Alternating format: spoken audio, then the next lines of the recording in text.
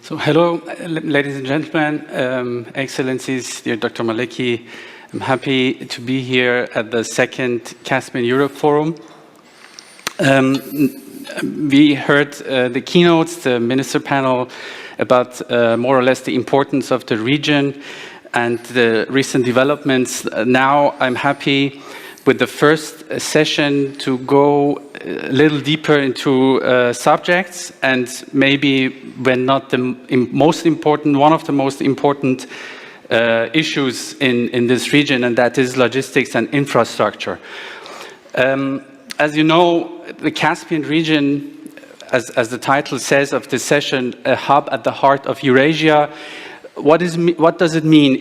The Caspian region goes from the Black Sea, the eastern borders of Europe, into Southeast Asia, to China, and then also connecting Russia to Persian Gulf and the free waters, Indian Ocean.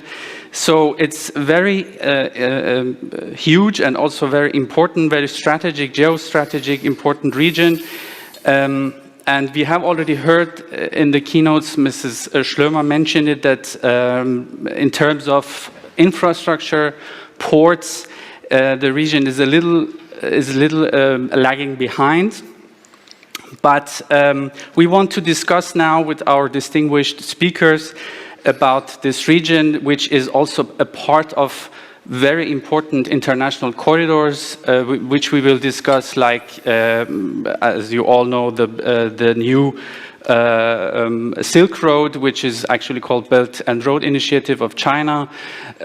Also, the EU has introduced 3 years ago the EU connectivity strategy with Asia. And we heard that the G7 has also a new infrastructure program, the Build Back Better program. And we have also the other international transport corridors, like the North-South and North-South transport corridors, which connects the Baltic Sea with the Persian Gulf and the Indian Ocean, and also the Middle Corridor, which connects Southeast Asia, China, through Kazakhstan, the Caspian Sea, Georgia, into Europe. I don't want to confuse you. We will discuss it in details with our guests. I'm happy to have very distinguished guests, speakers, like last year, Dr.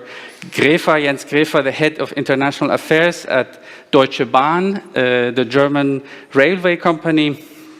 We have Nicolas Sendrowitz, the deputy head of unit in the European Commission, in the Director General for Neighborhood and Enlargement Negotiations. And we have Mr. Milko Novak, the chairman of the Luno Group, and also the chairman of BVL, the German Association for Logistics, the chapter Russia. And I'm happy also to welcome our guests from Baku and also from Almaty, Mr. Kaliola Kairat, the Executive Director for Commercial Work at the Port of Aktau, and also Mr. Anar Gazimov, which is not connected yet, from the Ministry of Transport in Baku. We will begin with short statements of our speakers and then go into discussion. We will begin with Mr. Sendrowitz. We have already mentioned the EU connectivity strategy with Asia. Maybe you can tell us more about this project. Thank you very much. I hope you can hear me. Can you hear me? Yes, very clear. Good. Good morning, Berlin. I really wish I was there, but our employer here in Brussels is a little bit conservative about traveling, but it's going to be happening. Thank you very much for inviting us, and I'm glad when I heard you talking about the definition, the geographical definition of the of the Caspian Sea region, we would certainly concur with you that this is a very important region for us. And it's an important region for us because we have a very close relationship with a number of those countries in the Eastern Partnership, the 3 countries of the Caucasus, but also Ukraine, Moldova, and Belarus. And we're in the process of reviving our relations with those countries. We presented a vision for this in March of last year under the overarching theme of resilience, economy and connectivity, the twin green and digital transition, rule of law, and building up fair and inclusive societies. But in this, we are proposing to deliver on this vision through what we're calling an economic and investment plan for the Eastern Partnership, which aims at kick-starting the post-COVID-19 socio-economic recovery, but also proposing that we use this process to build back better. And you mentioned this just now. We propose to mobilize some 2.3 billion euros from the EU budget, which we expect to leverage potential investments of up to 17 billion. And a large part of this investment plan is going to be devoted to enhancing transport connectivity as part of the plan. We're going to be giving priority to sustainable transport connectivity by strengthening core transport links, the core TEN-T network, including connections across the Black Sea, in a way that is climate-proof and limits environmental damage. And we feel that this is going to be of interest for businesses wanting to strengthen the links between Caspian and the EU. Now, to put this in place, we expect to mobilize potential investments of around 4.5 billion in the area of transport connectivity. And this plan contains a number of flagship initiatives for each of the Eastern Partnership countries. And maybe I can mention briefly the flagship projects for the South Caucasus countries. In Azerbaijan, the flagship on green connectivity is going to be supporting the green port of Baku. This is a transport hub linking the west, south, and north, and it is the largest and busiest port on the Caspian Sea. But under this flagship green port project, we will provide support for further investment to green the port, to make it a sustainable hub for the smooth and accelerated movement of goods and services for Trans-Caspian and other regional economic integration. In Armenia, the flagship on boosting connectivity and socio-economic development is going to focus on the north-south corridor to improve connections between the different regions of the country and with neighboring countries, and therefore the EU. Our investment is going to focus on the remaining segments of the north-south highway, including further support to infrastructure and logistics. And in Georgia, we want to develop a flagship on transport connectivity across the Black Sea, which is going to improve physical connections between Georgia and the EU. This is a flagship which will develop new ferry and feeder services and refurbishing ports.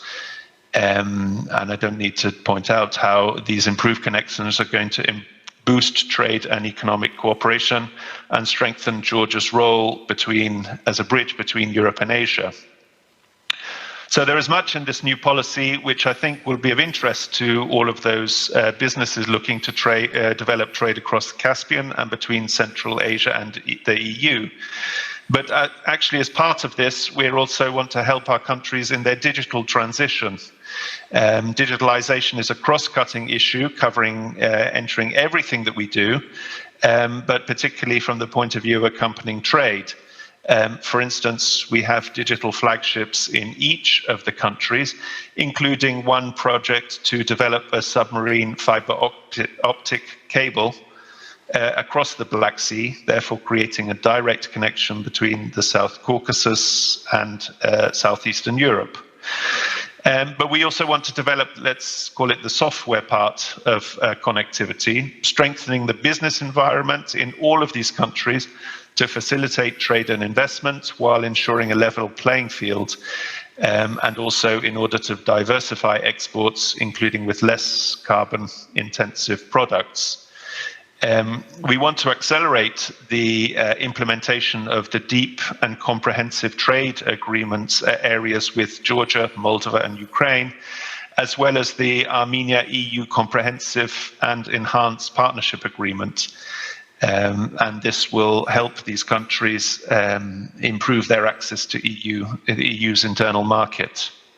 Now, as part of this, all of this regulatory activity, we're going to focus on regulatory approximation in the areas of public procurement, technical barriers to trade, sanitary and phytosanitary measures, customs and services. And we can also note that the EU is in the process of negotiating an enhanced agreement also with Azerbaijan. Finally, to strengthen the trade potential, the EU will establish a system that allows preferential proofs of origin to be issued or submitted electronically with Georgia, Moldova, and Ukraine. And this will conclude, and we will also conclude mutual recognition agreements of authorized economic operator programs between the EU and interested partner countries. We're also going to work towards interested partner countries' accession to the Common Transit Convention and the use of a single administrative document.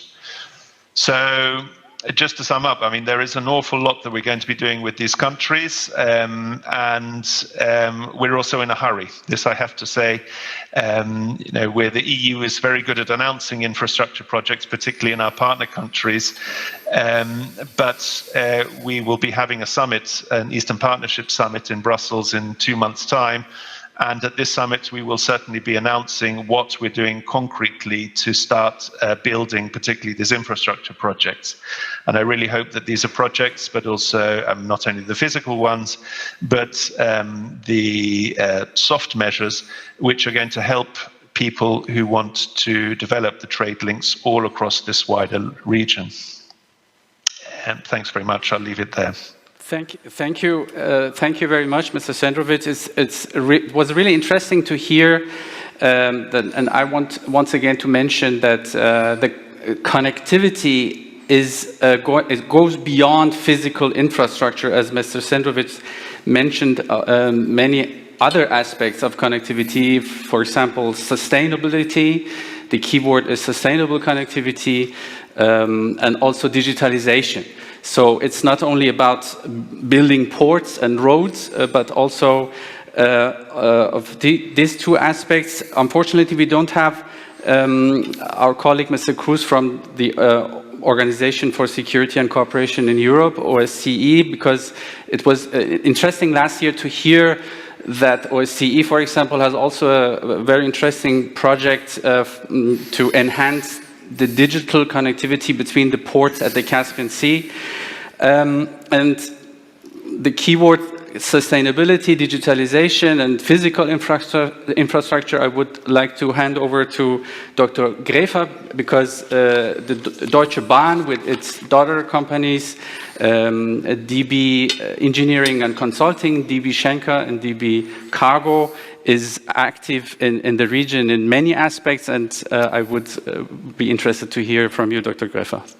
Yes, Mr. Alizadeh, thank you very much, and thank you very much for the organizers to have me here again. It's a very interesting conference, and I enjoyed the talks after the conference as well, especially with Mr. Kroos, which you mentioned. We had a good dialogue afterwards, so I'm really happy to be here and tell you about Deutsche Bahn's activities in the Caspian region. So what is Deutsche Bahn doing at Caspian Sea region? One might well ask this question, because Deutsche Bahn literally means German railways. But Deutsche Bahn has long been an international company now, and is a global player in mobility and logistics markets. We employ 330,000 people around the globe. Roughly 2/3 work in Germany and 1/3 works outside Germany. In the Caspian region, we are engaged in 3 undertakings. First, it's a rail freight transport by DB Cargo. It's logistics services by DB Schenker, our worldwide logistic freight forwarder, operating sea freight, air freight, and contract logistics. and land transportation, of course, as well. And we do consulting projects in railway infrastructure and for railway companies with DB engineering and consulting. The Caspian region is thriving.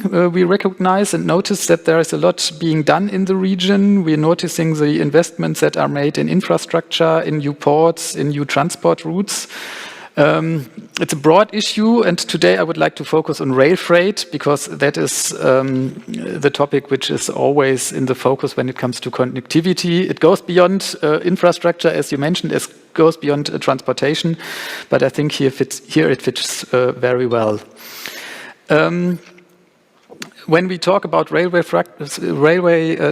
freight transportation and rail freight transportation in that region, I think we need to take a broader look to the rail freight market as a whole between China and Europe, because that's the major driver for the rail transportation and also for the investments in infrastructure in this region. So please allow me to give first an overview on this market. The Trans-Eurasian rail freight transportation market has developed very well during the pandemic. From 2019 to 2020 alone, based on Chinese counting, the total number of operating freight trains increased by 50% to now 12,000 trains per year. They were carrying more than 1.1 million TEU, so 1.1 million containers. A new record is expected in this year. Up to August alone, we had already 10,000 trains on the corridor and an equivalent of 1 million TEU which were operated here. So for the year, we expect growth of roughly 30%. According to forecasts by the International Railway Association, UIC, together with Roland Berger, the Eurasian Silk Road, as they call it, is expected to grow strongly in the next couple of years as well, reaching up to 2.6 million TEU by 2030. So the potential is huge, but one must say it's still in a way a niche market compared to the overall market volume. The freight of rail share is expected to be between 4 to 6%.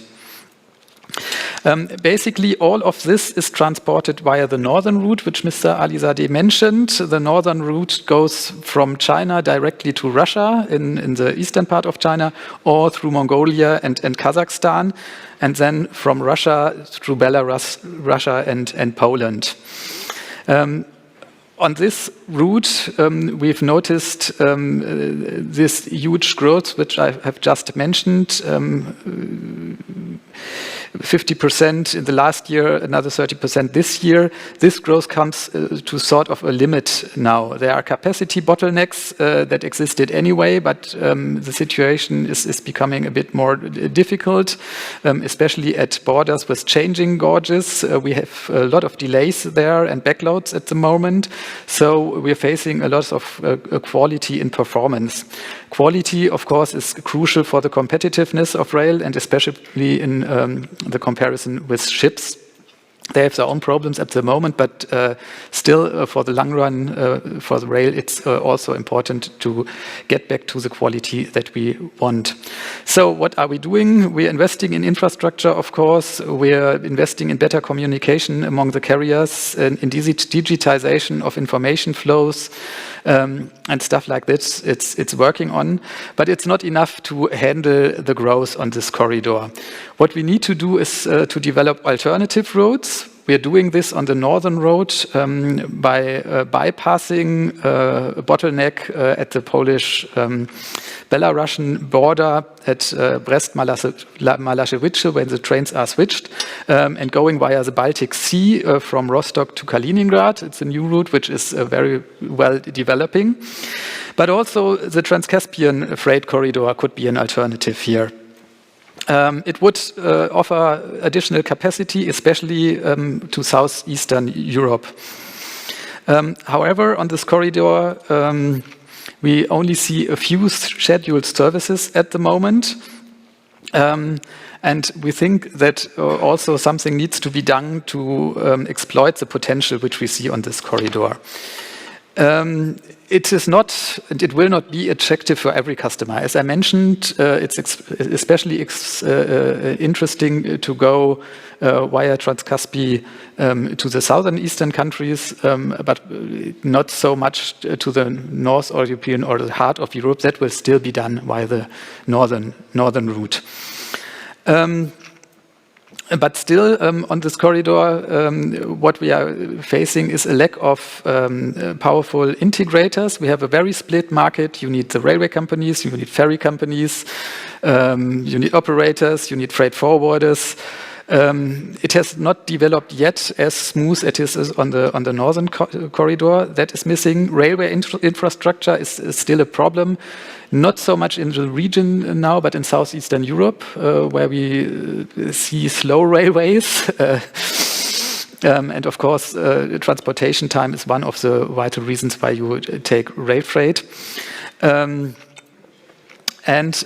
we still see problems with the ferry services, more on the Black Sea, also on the Caspian. But what we hear is that the situation on the Caspian Sea has a bit improved. So against all these hurdles, in the study which I mentioned before for the International Railway Association, the potential for the corridor is estimated to be about 400,000 TEU by 2030. So there is a potential. Once these challenges which I've mentioned are overcome, DB is also interested to use the corridor. We do it not at the moment, but we are following the development. And we would be very much interested in operating trains there with partners from Georgia, from Azerbaijan, and the Central Asian countries beyond that. So that would be a common product which we would have to fit together. Our part as Deutsche Bahn would mainly be to offer the onward services from the Black Sea or the Southern European ports at the Black Sea towards Southern Europe with our subsidiaries from DB Cargo, and then onward to the South European markets. So to sum up, we see a potential in the markets, but some key elements still need to be settled. Thank you very much. Thank you, Dr. Greifer. It was interesting to hear about the huge potential, and you mentioned already the different international transport corridors and the slight differences and the challenges. And I'm happy to give over to Mr. Novak, the chairman of BVL Chapter Russia, the German Association of Logistics, and also CEO of the Luno Group. He is actually, Mr. Novak, you are involved actually in some of these projects, and you have been active in the Caspian region for many years, especially in Russia. It would be interesting to hear from you, from your aspect, about the region as a hub in of Eurasia. Thank you very much, Mr. Al-Vade, for introduction and for inviting me to this very interesting discussion about logistics in the Caspian region. Unfortunately, ladies and gentlemen, I can tune in only online today. In Moscow, we have numerous important talks this week, and even to push an investment project on the Caspian Sea. So you see, I have only a background in white, but I have two flags here, so the Russian and the German. So I am here for representative for the two countries in my function as a BVL here. So, well, if somebody told me 2.5 years ago that I was once actively involved in the development of the Caspian region, as I am now, I would not have believed him. More than this, it has become one of the most exciting projects in my 30 years of doing business in and with Russia. Why? Because it's such an ambitious project. As President Putin saw on the first Caspian Economic Forum, the impressive port of Turkmenistan, Turkmenbashi, and other ports in the Caspian region, he gave the order to the Russian business to think about a new modern port on the Russian territory in the Caspian Sea. So in May 2019, two businessmen from Russia came to me to Hamburg with the aim of building a new port with a brochure of the port of Bronka in nearby St. Petersburg in hand. They said they would like to build such a port with German technology, and German know-how in the Astrakhan region. At the meetings, you can imagine, with various logisticians, there was a great astonishment. Why, of all places in the Caspian Sea? Where is it exactly? Where are the flows of goods? All these questions and no answer in this time. Today it looks a bit different. In the course of several months, through numerous events and measures, we and many others, including the Maleki Group, have managed to position the logistics hub in the Caspian Sea and arouse interest. The Suez blockade, Corona, and high freight rates for container traffic give another push to seek alternative transport routes. But nevertheless, only a few people know still about the economic potential of the Caspian region, so it makes a lot of sense and it is necessary to promote the region. Positioning as a logistics hub is a challenge, and such fantastic events like today help us for this. We, for example, use platforms such as Bundesvereinigung Logistik, BWL, with over 11,000 members, stands for efficient supply chains and promotes this worldwide. And the BWL chapter Russia was founded in 2011, and it's one of 25 chapters and representative worldwide. Unfortunately, Amir Alizadeh, who was the representative in the Iran, is not longer, can do this not longer. I'm very sorry about this, but Amir, I think we can further working on in the Caspian region over this bridge where you're now. But come back in short to the ambitious plans of our colleagues from Russia, the Caspi port. Today, the project has already turned into a large piece of reality. Hamburg Port Consult carried out in 2020-2021 a very detailed pre-feasibility study for the port project and came to the conclusion that the project is economically viable and expected to attract private investors, forecast an annual freight volume up to 90 million tons by 2050. In the Astrakhan area, a special port economic zone has already been set up and registered opposite the old port of Olya, and on an area of 665 hectares and equipped with numerous discounts for taxes and services, there's space for a modern port and industrial settlements. Gazprom, for example, will build this plant there, and another domestic and international companies are showing quite a huge interest. The port is planned, already built in 2 stages. The first stage will go into operation on an area of 40 hectares with a handling capacity of 3.5 million tons at the end of 2023. The Russian state is actually investing in the preparation of the area, and the PL Caspi, as a main private investor, has completed the terminal design. Project planning is going on. Technical devices have been already selected, and everything is going on according to plan despite Corona. Of course, the time we have to hurry up. I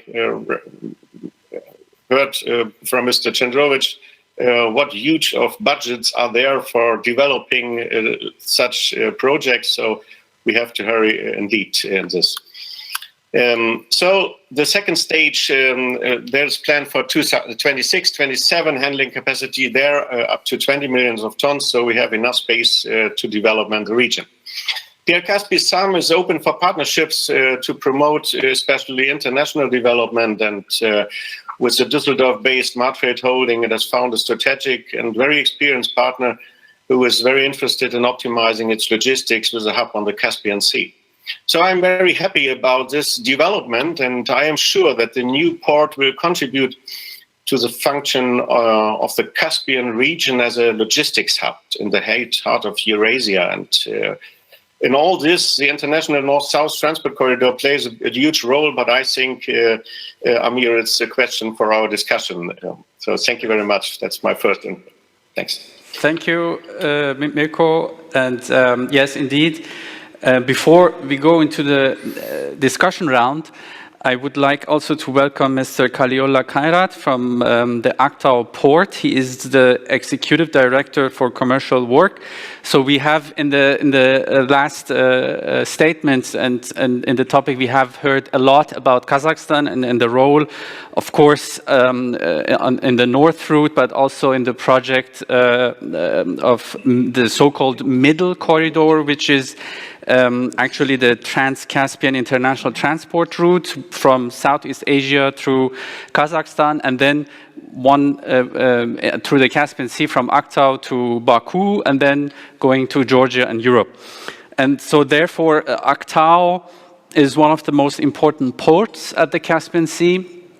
And I'm happy to have Mr. Kairat from the Aktau port with us. Mr. Kairat, the floor is yours. Hello, Mr. Amir. At first, I would like to express my deep gratitude to the organizers for the invitation to take a part on this second Caspian European Forum. Taking into account the importance of the seaports of Caspian in building the logistic chains of shippers, let me briefly tell you about the activities of Aktau Seaport. Currently, the Port Aktau is a modern multi-purpose terminal which includes warehouse areas providing high quality and reliable storage of goods. We have 3 universal dry cargo berths for the handling general, packaged piece and oversized cargo, and a grain terminal with an actual throughput of 700,000 tons per year and one-time storage up to 22.5 thousand tons of grain. And 6 oil loading berths with an actual throughput of 12.5 million tons. In order to ensure the continuity of transit container traffic within the framework of the Trans-Caspian International Transport Route, in 2019, a regular container line between Aktau Seaport and the Baku Seaport launched on the Caspian Sea. Since the start of the feeder service container line, 33.7 thousand containers in TU will be transportation between seaports. The most important factor in the attractiveness of this route is the delivery time of goods, which is 2 times less than the traditional sea route in 15 days. Today, Aktau Port is already creating a container hub, which is designed to transform transport flows in the Central Asian region. The container fleet on the territory of the port of the countries of the Caspian region in Central Asia has established itself as creating favorable conditions for customers when delivering the goods to the port by rail cars, as well as by road by further shipping of these goods in containers. Also, currently is a Trans-Caspian International Transport Group Association is working to establish a regular container line in the Black Sea along the routes Batumi, Constanta, and Poti, Odessa ports. The establishment of container lines in the Black Sea will increase the potential of the middle corridor route among international transport corridors and will provide an increase in freight traffic in the east-west direction and between China and the European countries. With the participation of DP World, we plan to establish a new route between Tashkent and throughout the Aktau port to Yarımçı in Istanbul. Yarımçı is the DP World container terminal in Turkey. Transportation will be carried out through the Volga-Don shipping channel. In this direction, it's planned to transport containers with consumer goods. Currently, and the port of Aktau through the Volga-Don Canal accepts for transshipment only project cargoes that arrive in Kazakhstan and Uzbekistan. As part of the elaboration of the issue of creating another feeder line, but already in the direction of the port of Turkmenbashi, an agreement has already been signed with the port of Turkmenbashi this year. To implement our strategic task of becoming a logistic hub for the countries of Central Asia, a number of practical proposals have been developed to increase the loading of Aktau port. Further building of a single transport and logistics chains in the direction of the middle corridor route will give an increase in transit cargo from China and the amount of at least 40,000 TEU by 2030 year. The Aktau port infrastructure is already ready to handle up to 40,000 TEU containers when replacing the existing transshipment equipment. And if the port infrastructure is modernized, the throughput capacity will be up to 133,000 TEU containers. The port of Aktau new services will be created for storing and accumulating containers of World Container Lines as MSC, CMACGM, Myers, which will provide an opportunity for medium and long-term planning of container traffic, the formation of a container fleet for the countries of the Caspian region and Central Asia, and will create favorable conditions for clients for the delivery of their cargo to the port, both by road and railway rolling stock for future shipment of these goods in containers. Similar practice has been successfully implemented in the ports of Georgia, Russia, and Ukraine. That's all. Thank you very much, Emil. Thank you a lot, Mr. Kairat, for this interesting, giving us an interesting overview of your projects in Aktau and the importance of this port. I would like to go to the discussion round now and begin with a question with Mr. Sendrovic. Mr. Sendrovic, you mentioned already that Europe is in a hurry, and I don't know, we have Mr. Sendrovic? Okay, yes, okay, thank you. You mentioned already that Europe is in a hurry and also stated, gave some statistics about huge investments on transport and on other infrastructural projects. And the general feeling, but here in Europe, is that Europe is a little lagging behind China with its Belt and Road Initiative. Although I have read an interesting interview of Mrs. Vlahutin, the ambassador for connectivity at the European External Action Service, that mentioned we Europeans are too modest. We make big investments, but don't talk about it. So. I wanted to, first of all, to make a comparison a little bit between these two projects. So the connectivity, the Asian connectivity strategy of Europe and the Chinese Belt and Road Initiative. Is it a more rivalry, a geopolitical, geostrategic rivalry, or as we know, there are also some development cooperations between China and Europe in this region. I would like to hear from you. Is it a rivalry, or is it a development cooperation in the region? And are Europeans too modest to talk about it? Well, thank you very much. Those are interesting questions, and interesting questions which require difficult answers. On the question, are we too modest? Yes, we probably are.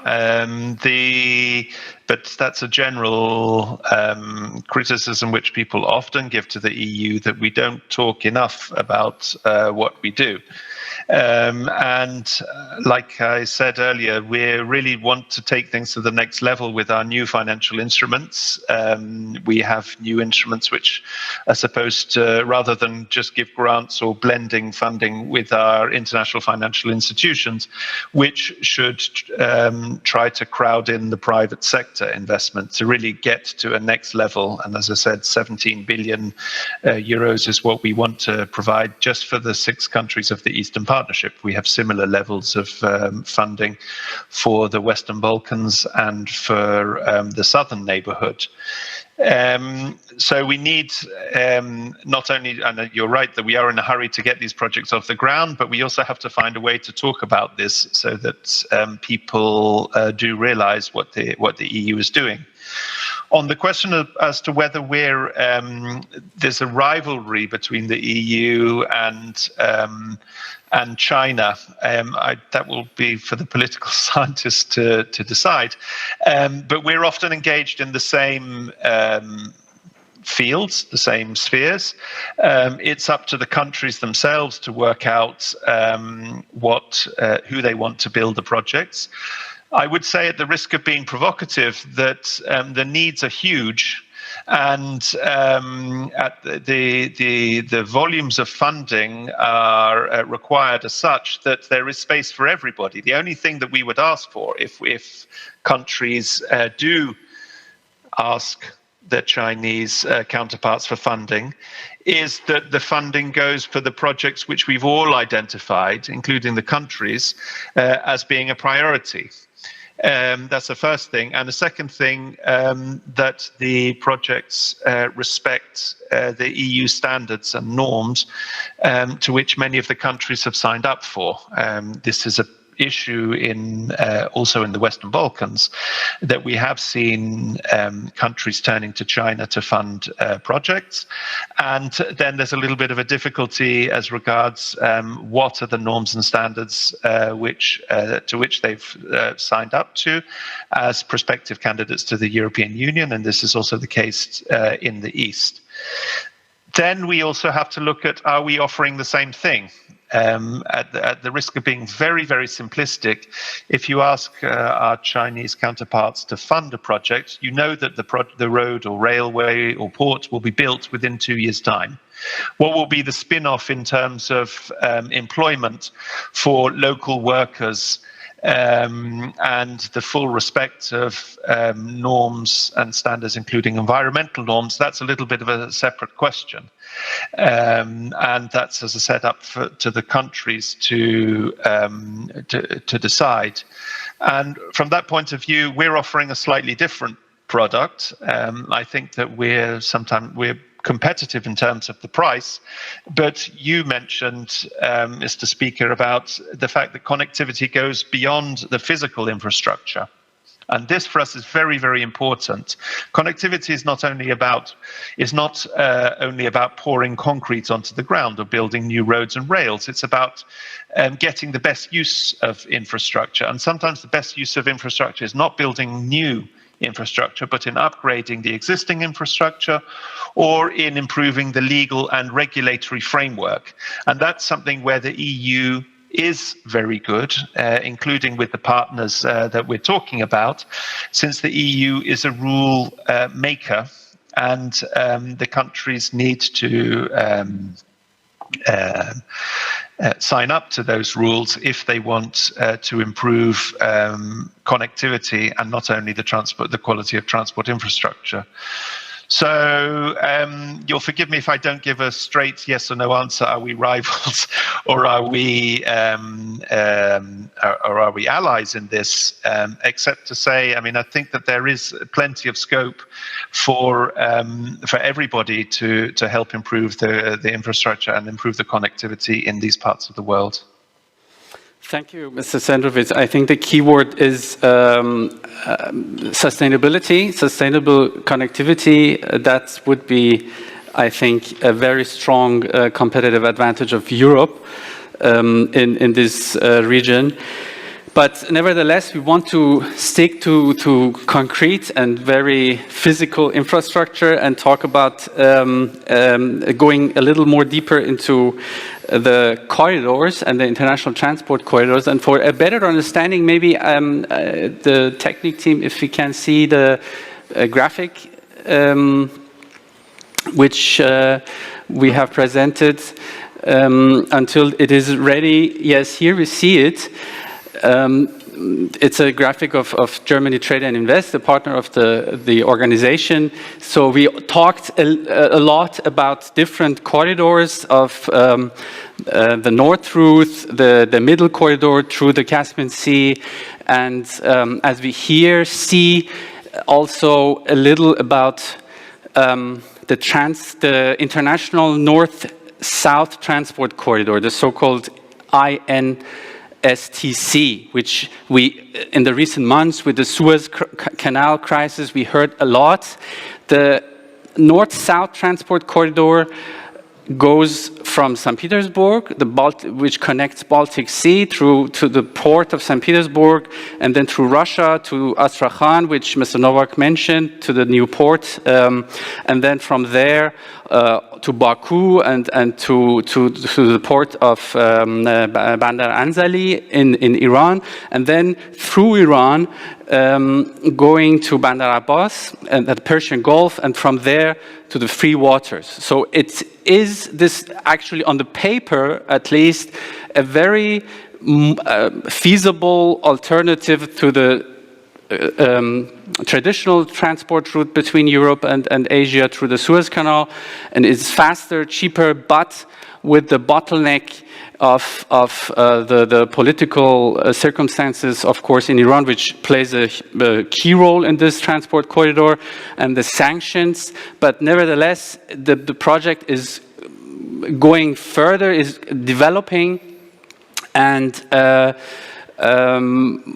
would like to hear from Mr. Novak about this route and the recent developments, and we all are hoping that the negotiations about living the JCPOA, the atom treaty with Iran, the nuclear treaty with Iran, and lifting the US sanctions will go a little further in the next week, but that's another topic. We would like to hear, Mirko, about this interesting route, which is on the paper very interesting, but the political reality is something else. Yeah, thank you, Amir. That's right indeed. I remember when they came and said about the north-south transport corridor, I heard a lot, it's the corridor which is already installed 20 years ago in 2001, but it doesn't work till now. So in which way? And that was the first question when we speak about the development of a part of infrastructure, in which way we can generate flows of goods for this corridor, for the Caspian region. It's not only for the port Caspian, but also for the other. So the focus, in particular, the international north-south transport corridor, it is still now very interesting, of course, and we thought so many about this, in which way we can attract this corridor. So we installed and established in November 2019 in St. Petersburg a working group for revitalization and developing of the international north-south transport corridor, meet already 3 times, and next time on November 11th in Moscow. So you're all cordially invited. We will organize the meeting in a hybrid format. Amir, you was, I think, at the 3rd time you took part in this, and I think it's a very interesting platform for speak about the possibilities, and it's a very good platform. So as a result of the working group meetings, we have identified 4 measures that we are working on to implement. And I named it 4 steps for attracting the INSTC. First, the use of multimodality. So if you see, the Volga belongs to the INSTC, and 40% of Russian industry is located in the Volga region. The development and the export potential is so high and can be optimized through the multimodal integration of the Volga. If we can show more the export potential of Russia, not only for the Central Asian states or others, but also for European, it is also a part of the INSTC.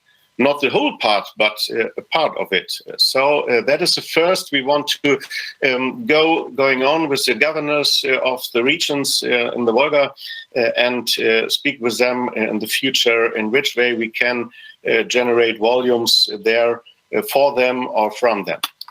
Second, that's the expansion of the INSTC to German ports. We spoke with Hamburg, we spoke with Rostock, with Lübeck, with all the northern ports, in which way they can support the INSTC with goods, with volumes, and to promote this new corridor. And we have included in the working group the CEO of the Port Hamburg Marketing, CEO of Port Rostock, and so many others who wants to attract and to going on with us further to generate volumes. So the expansion is at any time a very interesting way. The INSTC not only start or ends in St. Petersburg, but nowadays in Hamburg. And for example, the new presentations from Port of Hamburg, you already see this INSTC included in the traffic of the Port of Hamburg. Third is the positioning of the INSTC for delivering to the Central Asian states. Though the development of these countries and the economic development with Germany and Europe is very dynamic, and the INSTC can be an interesting transport solution in both directions.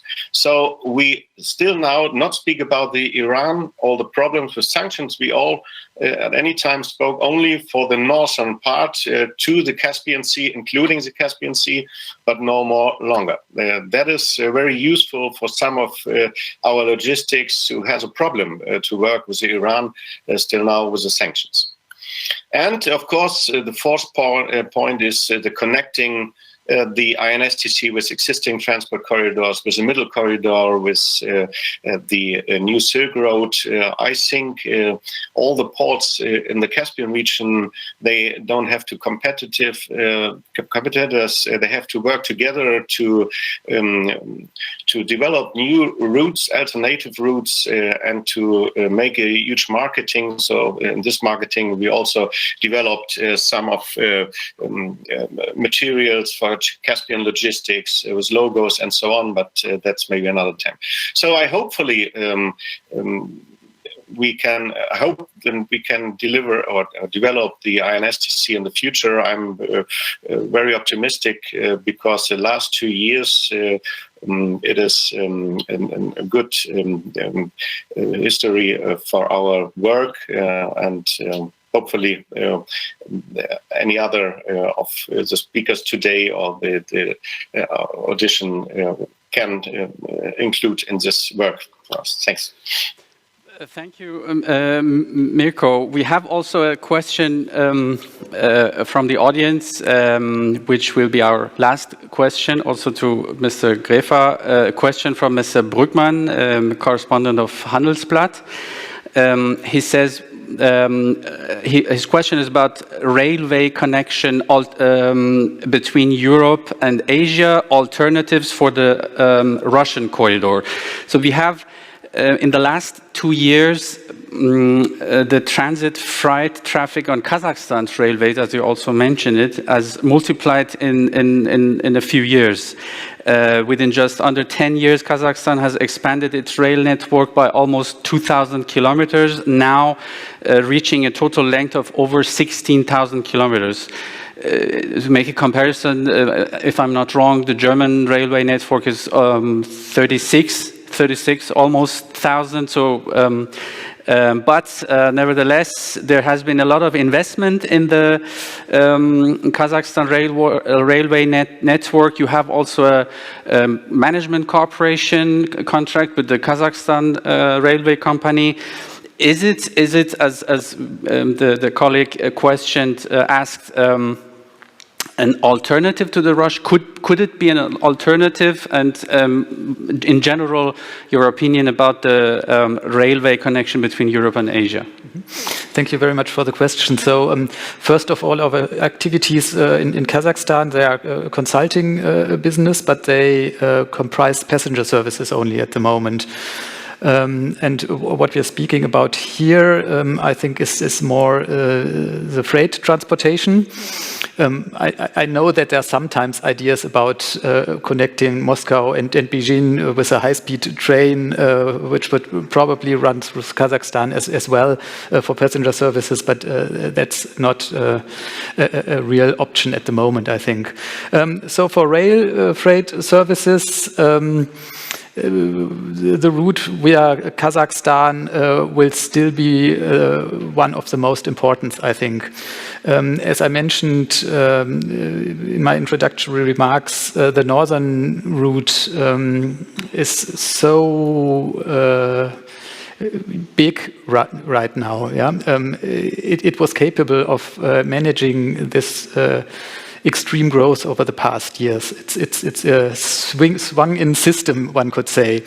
So in that sense, it will always play, I think, the predominant role. And I see the middle corridor not really as an alternative, at least not for the northern European markets, but more as an additional route for the southern European markets. And if it's developed like this, then of course it sets free some of the capacities on the northern road. So I think both have their existence, but I do not expect that we can replace one by the other.